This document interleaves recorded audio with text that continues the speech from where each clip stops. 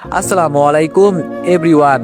অনুভবে তুমি গল্পের তৃতীয় পার্ট। তো চলো বেশি কথা না কইয়া গল্প শুরু করা যাক। আয়াত তার মা আর ভাইকে দেখে অবাক হয়ে যায়। আয়াত গিয়ে তার মাকে জড়িয়ে ধরে কান্না করে দেয়। আয়াতের মা বলল, আরে পাগলি মেয়ে, কান্না করিস কেন? খুব মনে পড়ছিল বুঝি আমাদের কথা? আয়াত বলল, অনেক অনেক বেশি মনে পড়ছিল। আয়াতের মা বলল, এখন তো এসেই গেছি তাই না, তাহলে কান্না থামা। আর দেখ সামনে তোর শাশুড়ি আরো কত লোক আছে, ওরা কি ভাববে বলতো? আয়াত ওর মাকে ছেড়ে দিয়ে আদনানের কাছে গেল। আদনান খুশিতে গদগদ হয়ে বলতে লাগলো, আপু আপু জানিস, ভাইয়া আমাকে আজকেও এতগুলো চকলেট কিনে দিয়েছে, আর বলেছে বিকালে নাকি আমাকেও এতগুলো আইসক্রিম কিনে দিবে। আয়াত আদনানের কথা শুনে আসিফের দিকে তাকালে আসিফ সেখান থেকে সোজা উপরে চলে যায়। আয়াতের মা গিয়ে মিসেস শাহনাজের সামনে দাঁড়ায়। মিসেস শাহনাজ বলল, কেমন আছেন বিয়াইন? আয়াতের মা বলল, জি ভালো, আপনি কেমন আছেন? মিসেস শাহনাজ বলল, ভালো। বিয়াইন বসুন, সবার সাথে পরিচয় করিয়ে দিই। মিসেস শাহনাজ একে একে সবার সাথে পরিচয় করিয়ে দিল। আদনানকে ফারিন নিয়ে গেল সারা বাড়িটা ঘুরে দেখাতে, আর আয়াত সোজা রুমে চলে গেল বিষয়টা জানতে। রুমে এসে দেখে আসিফ শুধু একটা টাওয়াল পেঁচিয়ে আয়নার সামনে দাঁড়িয়ে আছে আর মাথার চুলগুলো ঝাড়ছে। এমন অবস্থায় আসিফকে দেখে আয়াত কিছুটা লজ্জা পেয়ে যায়, আর সাথে সাথে মুখের সামনে শাড়ির আঁচল দিয়ে ঢেকে নেয়। আসিফও তাড়াতাড়ি করে ওয়াশরুমে চলে যায় আর ট্রাউজার পরে বের হয়। আয়াত বলল, সরি, আমার নক করে আসা উচিত ছিল। আসিফ বলল, ইটস ওকে। আয়াত বলল, একটা কথা জানার ছিল। আসিফ বলল, বলো। আয়াত বলল, আজকে হঠাৎ করে আদনানকে আর মাকে এখানে কেন আনলেন? আসিফ বলল, সবকিছুর উত্তর তোমাকে দিতে আমি বাধ্য নই। আর হ্যাঁ, আমার মনে হয়েছে আনা দরকার, তাই এনেছি। আজকে সন্ধ্যায় আমরা ওই বাড়িতে ফিরে যাচ্ছি। আয়াত বলল, তাহলে আদনান আর মাও কি যাবে? আসিফ বলল, না, ওনারা দুপুরের পরেই চলে যাবে। আয়াত বলল, কিন্তু? আসিফ বলল, আর একটা কথাও না, চুপচাপ আমার চোখের সামনে থেকে চলে যাও। আসিফ রেগে গিয়ে চোখগুলোকে লাল করে বড় বড় করে কথাটা বলল। আয়াত ভয় পেয়ে যায়, চোখগুলো বন্ধ করে ফেলে। আসিফ কথাটা বলে সরে গেল। আয়াত রুম থেকে বের হয়ে যায়। দুপুরের খাওয়া দাওয়া শেষ হয়ে গেলে আয়াতকে তার মা একপাশে ডেকে নিয়ে বলে, আয়াত তোকে একটা কথা বলি, আসিফ আজকে আমাকে সবটা বলেছে। ওর সাথে আমার রাস্তায় দেখা হয় আদনানকে নিয়ে যখন স্কুলে যাচ্ছিলাম। আচ্ছা যাই হোক, শোন, আমি যতটুকু বুঝতে পারলাম ও তোকে সত্যিই ভালোবাসে। তোকে পাওয়ার জন্যই সে সবকিছু করেছে। মানছি সবকিছু খুব বাজে করেছে, কিন্তু সবটা তো তোকে পেতেই করেছে। তাই বলছি কি মা? আয়াত বলল, ওনাকে মেনে নিব? মা, উনি যদি আমাকে ভালোই বাসেন তাহলে কেন প্রতি রাতে আমার সাথে এমন পশুর মতো আচরণ করে? জানি এই উত্তর তোমার কাছে নেই, কিন্তু আমার উত্তরটা চাই। আয়াত কথাটা বলে চলে যেতে নিলেই পেছন থেকে তার মা বলে, ভালোবেসে আপন করতে চাই, কিন্তু তুই তা স্বীকার করিস না বলেই তোর কাছে এমন মনে হয়। মায়ের এই কথাটা শুনে কিছুক্ষণ থেমে দাঁড়ালেও পিছন ফিরে আর কোনো উত্তর দেয়নি আয়াত। সন্ধ্যায় আয়াত আর আসিফ ওই বাড়ি থেকে আসিফ যেই বাড়িতে থাকে সেখানে চলে এসেছে। রাস্তায় কে কারোর সাথে কোনো কথা বলেনি। আসিফ কয়েকবারই আয়াতের দিকে তাকিয়েছিল, কিন্তু আয়াত একবারের জন্য ফিরে তাকায়নি। গাড়ি থেকে নেমে আয়াত সোজা ভিতরে চলে যায়, কিন্তু আসিফ গাড়িটা ঘুরিয়ে কোথায় যেন চলে যায়। আয়াত ফ্রেশ হয়ে এসে আসিফকে দেখতে না পেয়ে একটা স্বস্তির নিঃশ্বাস ফেলে। তারপর টিভি দেখা শুরু করে। আজকে অনেকদিন পর নিজের মন মতো করে শান্তিতে টিভি দেখলো। অনেক্স হচ্ছে সবচেয়ে বিশ্বস্ত বুকমেকার, পিএসজি এবং সিরিয়া এই অ্যাপের অফিসিয়াল পার্টনার। এই অ্যাপে আপনি cricket, football, tennis live match দেখে এবং তাদের ভবিষ্যৎবাণী করে সহজেই অর্থ উপার্জন করতে পারবেন। সেই সাথে বিএমডব্লিউ গাড়ি, আইফোন, ল্যাপটপ এবং আরো অনেক নগদ পুরস্কার জেতারও সুযোগ রয়েছে। এই অ্যাপটিতে আপনি ক্র্যাশ ক্রিস্টাল 21 ইত্যাদি গেম খেলে সহজেই আয় করতে পারবেন। আপনি বিকাশ, নগদ, রকেট, ব্যাংক, ক্রিপ্টো, পেপাল এবং অন্যান্য সহজ পদ্ধতির মাধ্যমে সহজেই আপনার জেতা টাকা তুলতে পারবেন। এখানে আপনি 24 ঘন্টা 7 দিন গ্রাহক সহায়তা পাবেন। তাই এখনই গুগলে অনেক সার্চ করে প্রথম ওয়েবসাইটে গিয়ে রেজিস্ট্রেশন করুন। আর হ্যাঁ, রেজিস্ট্রেশনের সময় আমার প্রোমো কোড VOTO7 ব্যবহার করে প্রথমবার ডিপোজিটে 20,000 টাকা পর্যন্ত পান। আসিফ বাসায় নেই বলে দেখতে পেয়েছে। আসিফ বাসায় থাকলে হয়তো ভয়ে এই সাহসটাই করতে পারতো না। অনেক রাত হয়ে গেছে। আয়াত সোফাতেই ঘুমিয়ে গিয়েছিল। মাঝরাতে ঘুম ভাঙলে ঘড়ির দিকে তাকিয়ে দেখে 1:08 বাজে। আসিফ কি বাসায় এসেছে? না, উনি যদি বাসায় আসতেন তাহলে আমাকে একবার হলেও ডাক দিত। উনি এত রাত পর্যন্ত বাইরে কি করছেন? এখনো বাসায় কেন আসছে না? আয়াতের একটু একটু টেনশন হতে লাগলো। হঠাৎ করে কলিং বেলটা বেজে উঠলো। আয়াত দৌড়ে গিয়ে দরজা খুলে দিল। একটা মেয়ের কাঁধে ভর করে দাঁড়িয়ে আছে আসিফ, পুরো ড্র্যাঙ্ক হয়ে আছে। মেয়েটার ড্রেস দেখে আয়াতের মেজাজ খারাপ হয়ে গেল। ছোট ছোট সব ড্রেস। আয়াত বলল, আপনি কে? আর উনি এভাবে কেন? মেয়েটি বলল, আমি কে তোমার জানতে হবে না, বেডরুম কোন দিকে সেটা বলো। আয়াত বলল, অবশ্যই জানতে হবে, কারণ মাঝরাতে আপনি আমার হাজবেন্ডকে নিয়ে এসেছেন, এখন আবার বেডরুম খুঁজতেছেন। মেয়েটি বলল, আসিফ খুব বেশি ড্রিঙ্ক করে ফেলেছিল, তাই ড্রাইভ করতে পারছিল না, আমি ওকে ড্রাইভ করে নিয়ে এলাম। আয়াত বলল, জি শুক্রিয়া, এখন আপনি আসতে পারেন। মেয়েটি বলল, হোয়াট, তুমি কে আমাকে আসতে বলার? আয়াত মেয়েটার কথা শুনেই আসিফকে নিজের কাঁধে নিতে যাবে, তখনই মেয়েটা রেগে গিয়ে আয়াতকে ধাক্কা মারে। আয়াত তাল সামলাতে না পেরে দেয়ালের সাথে ধাক্কা খায়, মাথায় অনেকটা ব্যথা পায়। এইবার আসিফের রাগ উঠে যায়, ঠাস করে মেয়েটির গালে থাপ্পড় বসিয়ে দেয় আর চোখগুলোকে বড় বড় করে বলে, হে ইউ, তোমার সাহস কি করে হয় আমার হলুদ পরীকে ধাক্কা দেওয়ার? তোমাকে কি আমি বলেছিলাম আমাকে ড্রাইভ করে বাসায় আনতে? এনেছো ভালো কথা, কিন্তু আমার হলুদ পরীর সাথে এমন করার সাহস কি করে হয়? এক্ষুনি আমার সামনে থেকে চলে যাও, নয়তো তোমাকে আমি। আসিফ আর কিছু বলতে পারলো না, দুলতে দুলতে পড়ে যেতে লাগলো। আয়াত গিয়ে আসিফকে ধরে ফেললো, তারপর মেয়েটির মুখের সামনে দরজাটা লাগিয়ে দিল। দরজা লাগানোর সাথে সাথে আসিফ নিজেকে আয়াতের থেকে ছাড়িয়ে নিল। আয়াত বিষয়টা বুঝতে পারলো না। আসিফ দুলতে দুলতে সিঁড়ির কাছে যেতে আবার পড়ে যেতে নিলে আয়াত ধরে ফেলে। আসিফ এবার বলে, আমাকে ছাড়ো, আমি একা যেতে পারবো। আয়াত বলল, তা তো দেখতেই পারছি, কেমন যেতে পারবেন? আপনি কি রেগুলার ড্রিঙ্ক করেন? কই, আগে তো দেখিনি। আসিফ বলল, আগের ভালোবাসাটা কি তুমি দেখতে পেয়েছিলে, যে এখনকার ড্রিঙ্কটা দেখতে পারছো? আসিফ কথাটা বলে আয়াতের হাত ছাড়িয়ে আস্তে আস্তে রুমে চলে যায়। আয়াত অবাক হয়ে গেল, হঠাৎ কি হলো, এতটা পরিবর্তন, ঠিক মতো কথা বলছে না, নিজে থেকে কথা বলতে গেলেও অবহেলিত হচ্ছে। আয়াত এইসব ভাবতে ভাবতে রুমে চলে গেল। রুমে এসে দেখে আসিফ বেডে হাত পা মিলিয়ে শুয়ে আছে, পা থেকে জুতাগুলো খোলেনি। আয়াত আসিফের পা থেকে জুতাগুলো খুলে দিল, কোমরের বেল্টটা একটু ঢিলা করে দিল, তারপর সোফায় গিয়ে শুয়ে পড়লো। সকালবেলা ঘুম ভেঙে বেডের দিকে তাকিয়ে দেখে আসিফ নেই। এত সকালবেলা কোথায় গেল ভাবতে লাগলো। তখনই নিচে কিসের যেন আওয়াজ হতে লাগলো। আয়াত উঠে নিচে চলে গেল, আওয়াজটা কিচেন রুম থেকে আসছে। আয়াত আওয়াজটা ফলো করে গিয়ে দেখে আসিফ নাস্তা বানাচ্ছে। আয়াত বলল, এ কি, আপনি কেন নাস্তা বানাচ্ছেন? আমি তো বানিয়ে দিতাম। আসিফ বলল, আমি নিজের কাজ নিজেই করতে পারি, আর ধন্যবাদ। আয়াত বলল, কিন্তু এই কয়েকদিন তো আমি বানিয়েছি।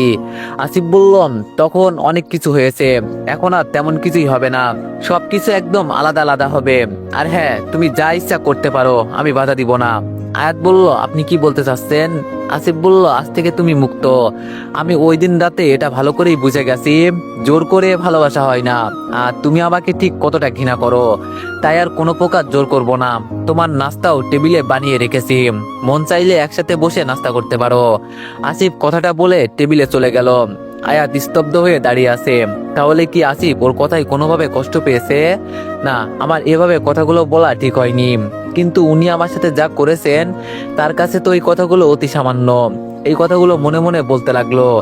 টেবিলটা পার হয়ে যখন উপরে উঠতে যাবে, তখনই আসিফ নিজের আস্ত নাস্তার প্লেটটা নিচে ফেলে দেয়। আয়াত পিছনে তাকানোর সাথে সাথে তাকে ক্লোজ করে আসিফ উপরে চলে যায়।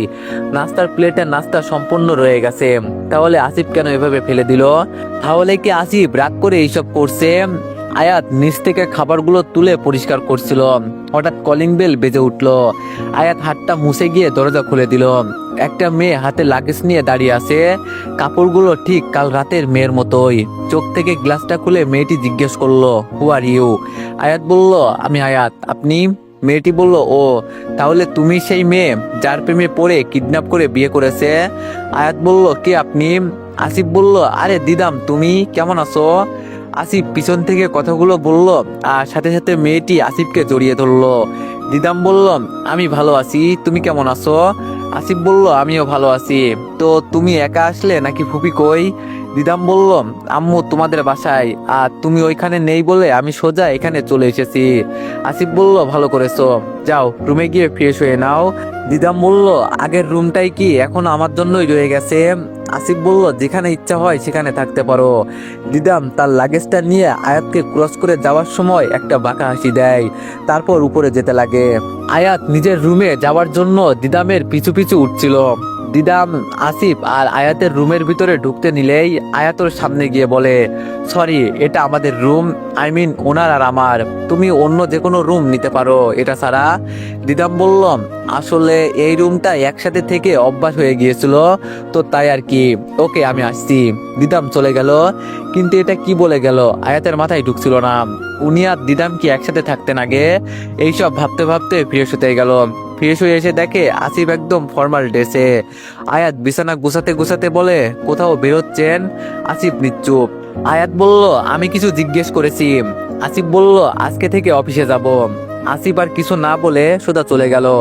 আয়াত একা একা বলতে লাগলো, আজব, নিজেকে এখন নিজেই কি মনে করেন উনি? বদের হাড্ডি একটা। আমি বুঝলাম না হঠাৎ করে এতটা চেঞ্জ কি করে হলো। তার উপর এই দিদাম, মেয়েটাকে সুবিধার মনে হচ্ছে না। আসিফকে যেভাবে জড়িয়ে ধরলো আবার যা বললো তাতে আমার একটু সন্দেহ লাগছে, নজর রাখতে হবে। আমি রুম গুছিয়ে নিচে নামলাম। এসে যা দেখলাম তাতে আমার চোখ ছানা পড়া হয়ে গেল। উনি আর দিদামকে এমন ভাবে দেখলাম যে কেউ দেখলেই ভাববে উনি লিপকিস করছেন। আমি যেন কয়েক মুহূর্তের জন্য থমকে গেলাম। আমার নিজের অজান্তেই রাগ উঠে গেল। আমি আর সহ্য করতে না পেরে হাততালি দিয়ে বলতে লাগলাম, বাহ বাহ, এটা আপনার অফিস? রুম থেকে এসে ড্রয়িং রুমে বউ রেখে ফুফাতো বোনের সাথে খুব সুন্দর অফিস করছেন। আসিফ বলল, আমি অফিসে যাচ্ছিলাম তখনই। আয়াত বলল, তখনই আপনার পুরুষত্ব জেগে উঠলো, নিজের ফুফাতো বোনের সাথে ঠোঁটে ঠোঁট মিলিয়ে নিলেন। আমি আর কিছু বলতে পারলাম না।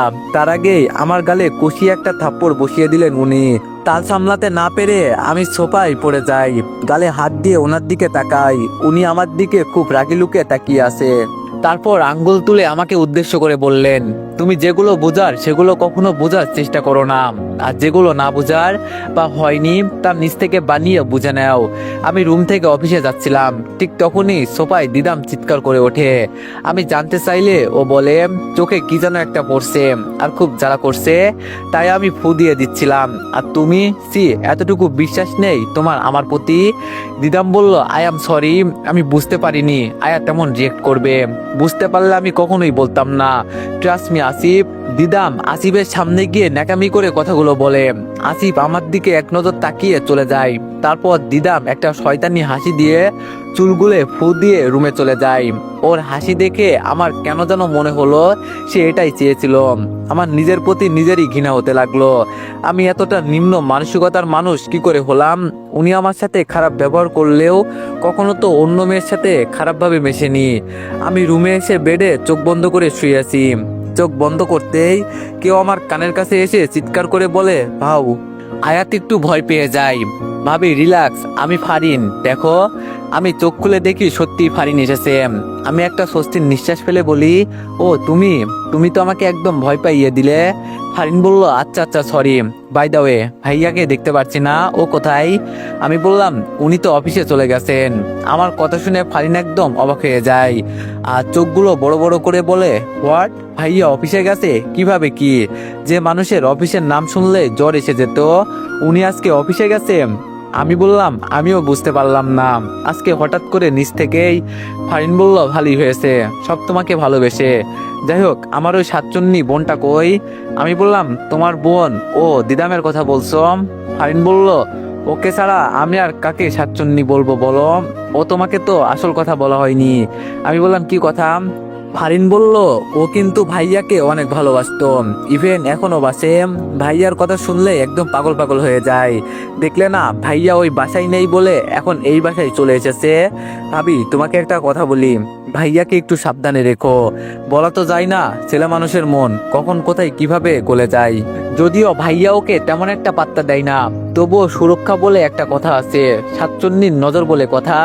আমি মনে মনে ভাবতে লাগলাম, তাহলে আমি ঠিক ছিলাম।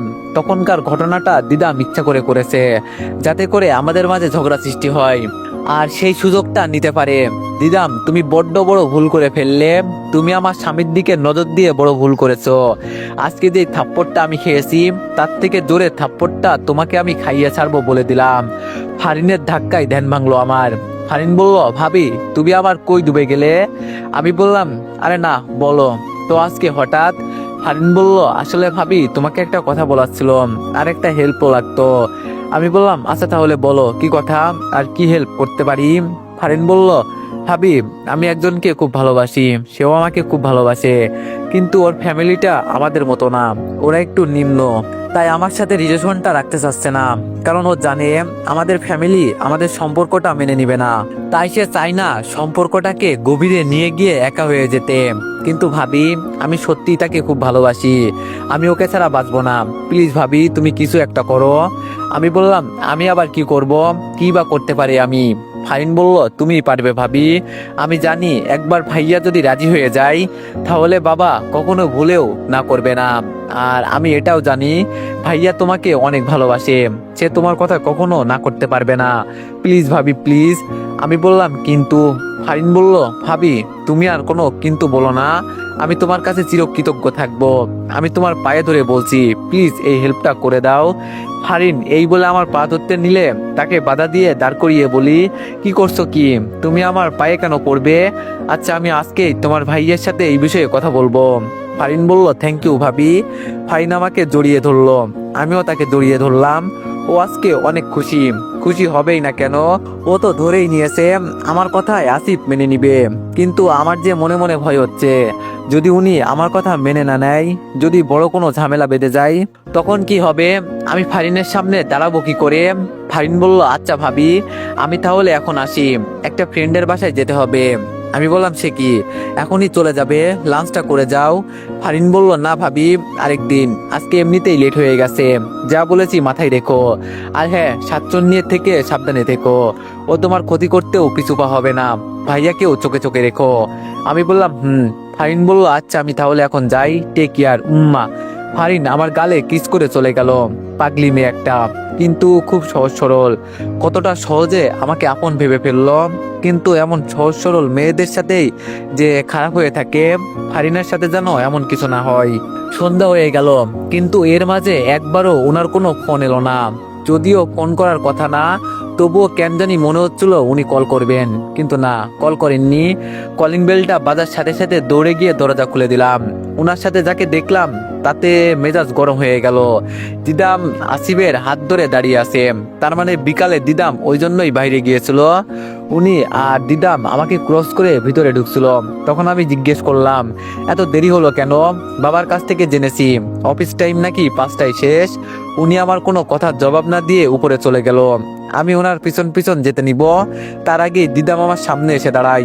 দিদাম বলল, আসলে আমরা একটু ঘুরতে বের হয়েছিলাম, অনেকদিন পর আমি আসলাম তো, তাই আমাকে নিয়ে একটু ঘুরতে বের হয়েছিল, কিছু মনে করো না কেমন? দিদাম চলে যেতে নিলে আমি ওনার হাত ধরে বলি, অন্যের স্বামীর থেকে নিজের নজর সরিয়ে ফেলো, নয়তো ওই নজরের চোখ আমার তুলতে এক মুহূর্তও সময় নিবে না। দিদাম বলল, হোয়াট, কি বলতে চাচ্ছ তুমি? আমি বললাম, আমি কি বলতে চাচ্ছি তুমি তা খুব ভালো করেই জানো, তাই বলছি নিচ থেকে সরে যাও, মাঝে আসতেও যেও না। দিদাম বলল, আর যদি না সরি? তুমি যখন সব জানোই তাহলে এটাও জেনে রাখো, আমি আসিফকে ভালোবাসি, ওকে পেতে হলে আমি সব কিছু করতে পারি, তোমার এইসব ধমকানিতে আমার কিছু এসে যায় না। আমি বললাম, কি এসে যায় তা আমি জানি, কিন্তু এটা জানি যদি না সরো তাহলে তার ফল তোমার জন্য মোটেও ভালো হবে না। আর রইল বাকি তোমার ভালোবাসার কথা, তাহলে শুনে রাখো, উনি আমাকে ভালোবাসেন আর আমাকেই ওনার বউ হিসাবে সবার সামনে পরিচয় করিয়ে দিয়েছেন। দিদাম বলল, what ever, I don't care, কিন্তু তোমাদের মাঝে আমি সব সময় থাকবো। আর যদি আমি আসিফকে না পাই তাহলে তোমাদের জীবনটাও আমি নরক বানিয়ে ছাড়বো। আমি বললাম, আমি দেখি কেমন করে তুমি আসিফকে নিজের করো আর আমাদের জীবন নরক বানাও। আমি এই বলে উপরে চলে আসছিলাম, পেছন থেকে দিদাম বলল, তুমি কি আমাকে চ্যালেঞ্জ করছো? আমি বললাম, না, কিন্তু তুমি যদি চ্যালেঞ্জ ভাবো তাহলে চ্যালেঞ্জই, আমার আবার চ্যালেঞ্জ জিততে খুব ভালো লাগে। এই বলে মুচকি হাসি দিয়ে উপরে চলে আসলাম। রুমে এসে দেখি উনি সোফায় বসে আছে, এখনো ফ্রেশ হতে যায়নি, টাইটা খুলে সোফায় রেখে দিয়েছে। আমি ড্রেসিং টেবিলের সামনে দাঁড়িয়ে নিজের শাড়ি ঠিক করার ভান করে বললাম, বাইরে থেকে এসে যদি সাথে সাথে ফ্রেশ না হতে পারে তাহলে কেউ যেন এই রুমে না ঢোকে। উনি আমার কথা শুনে আমার দিকে তাকিয়ে তারপর কিছু না বলে চুপচাপ ওয়াশরুমে চলে গেলেন। কি হলো এটা? ভেবেছিলাম হয়তো রেগে যাবে, রাগ দেখাবে, কিন্তু না, তেমন কিছুই হলো না। আজকাল ওনাকে খুব অচেনা লাগছে, এমন আসিফকে তো আমি চিনি না। আমার কেন জানি ওনার এমন ব্যবহার ভালো লাগছিল না। উনি ফ্রেশ হয়ে বাইরে আসলেন, আজকেও টাওয়াল পেঁচিয়ে বাইরে এসেছে। আজকে রাগ লাগছে না, কেমন জানি লজ্জা লাগছিল আমার। আমি পিছন ঘুরে বললাম, সি, আপনি আজকেও এভাবে? আর কিছু বলার আগেই ওয়াশরুমের দরজা লাগানোর শব্দ পেলাম। পিছন ফিরে দেখি উনি নেই। আমার কথা শেষ হবার আগেই কাপড় নিয়ে ওয়াশরুমে চলে গেলেন। কিছুক্ষণ পর ট্রাউজারটা পরে বাইরে আসলেন। চুলগুলো ঝাঁকি দিতে দিতে আমার দিকে এগিয়ে আসছেন। আমার গলা শুকিয়ে যাচ্ছে, বুকের ভিতর ভূমিকম্প শুরু হয়ে গেছে। তাহলে কি উনি আবার আমাকে? আমি এক পা করে পিছোতে লাগলাম আর উনি সামনের দিকে আসছেন। আমি যখন ড্রেসিং টেবিলের সাথে একদম মিশে গেলাম তখন চোখ দুটো বন্ধ করে ফেললাম। দুয়ার দিয়ে নিজের শাড়ির আঁচলটা খামচে ধরলাম। শ্বাস ঘন হতে লাগলো, কিন্তু বেশ কিছুক্ষণ ওনার কোনো সাড়া না পেয়ে চোখ মিলে তাকিয়ে দেখি উনি ড্রেসিং টেবিল থেকে চিরুনি নিয়ে নিজের চুল ঠিক করছে। আমি কি ভেবেছিলাম মনে হতে লজ্জায় পড়ে গেলাম। পরক্ষণে রাগ দেখিয়ে বললাম, এটা কি হলো? আপনি এভাবে কাছে এসে এভাবে চিরুনি নিলেন কেন? আসিফ বলল, আমি নিজের ইচ্ছা মতো সবকিছু করি, কাউকে কোনো কৈফিয়ত দেই না। আমি বললাম, হয়েছে হয়েছে, বেশ ভালো বুঝতে পেরেছি। যখন ইচ্ছে হয়েছে তখন জোর করে নিয়েছেন, আর এখন যখন যখন মাথায় আসলো আমি কি বলতে চাচ্ছিলাম তখন চুপ হয়ে গেলাম। উনি আমার সাইডে দেয়ালে হাত রেখে একটু কাছে এসে বললেন, এখন যখন কি? আমি বললাম, কই কিছু না। আমি এই বলে ওনার হাতের নিচ দিয়ে চলে আসতে নিলে উনি ওনার পা বাড়িয়ে দেয়, যার ফলে আমি আর বের হতে পারলাম না। উনি আবার বলতে শুরু করলেন, আয়াত, আমি যেটা ঠিক করি তাই করি, আর এখন এটা ঠিক করেছি, তুমি যতদিন না আমাকে নিচ থেকে কাছে টানবে ততদিন আমিও তোমার কাছে যাব না। দেখি কতদিন তুমি আমাকে ছাড়া থাকতে পারো। জানি বেশি দিন পারবে না, তারপরও তোমার মুখ থেকে শুনতে চাই আমি। আমি ওনার চোখের দিকে তাকিয়ে বললাম, তাহলে আপনি ভুল ধারণায় জাগিয়েছেন। আমি কখনো আপনাকে কাছে ডাকবো না, কখনো আমার মুখ থেকে ভালোবাসি শুনতে পারবেন না। আসিফ বলল, তার সময়ই বলে দিবে। উনি এই বলে আমার সামনে থেকে সরে গেলেন। আমি একটু ঠিক হয়ে দাঁড়ালাম। উনি নিজের ল্যাপটপটা নিয়ে সোফায় বসে পড়লেন। আমি ওনার সামনে দাঁড়িয়ে বললাম, আপনি দিদামের থেকে দূরে থাকবেন। আসিফ বলল, কেন? আমি বললাম, আমি আপনাকে এত কিছু বলতে পারবো না, যা বলছি তাই করবেন, দিদাম থেকে দূরে থাকবেন। আসিফ বলল, আর ইউ জেলাস? আমি বললাম, নো, আমি কেন জেলাস হব? আসিফ বলল, তা আমি কি করে বলতে পারবো? কিন্তু তোমার কথা শুনে তাই মনে হলো। আর হলেও হতে পারে, নিজের হাজবেন্ডকে অন্য কারোর সাথে দেখলে যে কেউ হবে, এটাই স্বাভাবিক। আমি ওনার দিকে রাগি দৃষ্টিতে তাকালাম। উনি শয়তানি হাসি দিয়ে সোফায় বসে পড়ে। আমি রুম থেকে বের হতে যাব, ঠিক তখনই দিদাম রুমে ঢুকলো আর আমাকে দেখে শয়তানি হাসি দিয়ে আসিফের পাশে গিয়ে বসে পড়লো আর নাকামি করে বলল, আসিফ কি করছো? ও, তুমি কাজ করছো, তাহলে তো বিজি। আসিফ কিছু বলতে যাবে, তার আগেই আমি বলে দিলাম, কালকে ওনার একটা ইম্পর্টেন্ট মিটিং আছে, সেটার কাজ করছে, তুমি এখন যাও, পরে আইসো। আসিফ বলল, আরে না না দিদাম, তুমি থাকো, আমার প্রবলেম হচ্ছে না, আর আমি তেমন বিজিও না, কিছু বলবে নাকি? দিদাম বলল, আসলে একটা খুব রোমান্টিক মুভি হচ্ছে, তোমার সাথে দেখবো বলে এসেছি, চলো না একসাথে দেখি। আসিফ বলল, ও এই ব্যাপার, তাহলে তো কোনো কথাই নেই। দিদামের কথা শুনে আমি রীতিমতো অবাক। আমার হাজবেন্ডকে আমার সামনে অফার করছে একসাথে বসে রোমান্টিক মুভি দেখতে, আর উনারও বলিহারি রাজি হয়ে গেল। যাবার আগে আমাকে চোখ টিপ দিয়ে গেল উনি। তার মানে উনি ইচ্ছে করেই দিদামের সাথে মুভি দেখতে গেলেন যাতে আমি জেলাস হই, কিন্তু আমি তো জেলাস হব না। আর এই দিদামের তো আজ আমি 12টা না, একদম লাইফের 50/13 বানিয়ে দিব। আমিও কিছুক্ষণ পর নিচে আসলাম, তারপর ওদের সামনে গিয়ে বললাম, তো এভরিওয়ান, নেক্সট পার্টের জন্য সবাই একটু বেশি বেশি লাইক আর কমেন্ট করে দিয়েন, ধন্যবাদ।